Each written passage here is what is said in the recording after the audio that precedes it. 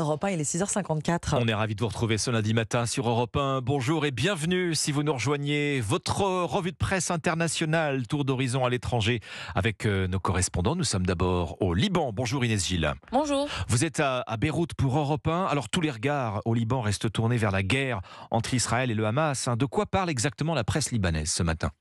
Eh bien, on parle de l'impact des bombardements israéliens sur l'environnement. L'Orient le Jour rapporte que selon le Premier ministre libanais Najib Mikati, les agressions israéliennes au phosphore blanc au Liban Sud ont provoqué des dégâts irréversibles sur plus de 5 millions de mètres carrés de forêts et de terres agricoles et endommagé des milliers d'oliviers. C'est un écocide selon Hicham Younes, un activiste environnemental cité par le média The National, d'autant plus qu'il est difficile de mesurer l'ampleur de la catastrophe car les hostilités sont encore en cours. Selon le média Arab News, le phosphore blanc peut avoir un impact à long terme sur l'environnement.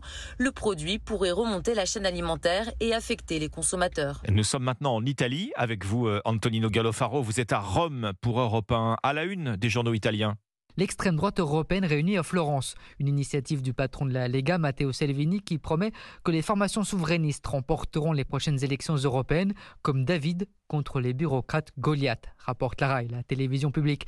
Un message vidéo de Marine Le Pen a ouvert le meeting florentin, raconte la Repubblica, mais c'est Jordan Bardella qui s'est rendu en Italie pour représenter le RN. Il promet ne pas vouloir sortir de l'Union européenne, écrit le journal, mais prendre le pouvoir de l'intérieur pour tout changer.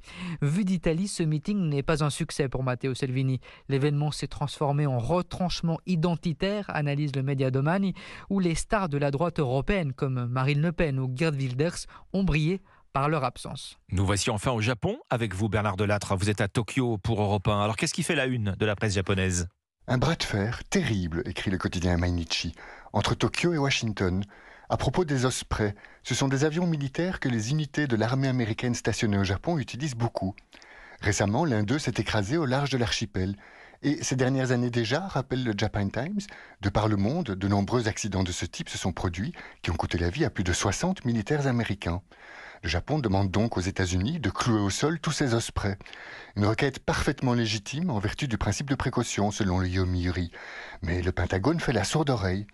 En la matière, Tokyo n'a pas voix au chapitre, regrette le Asahi. La décision est du seul ressort de Washington.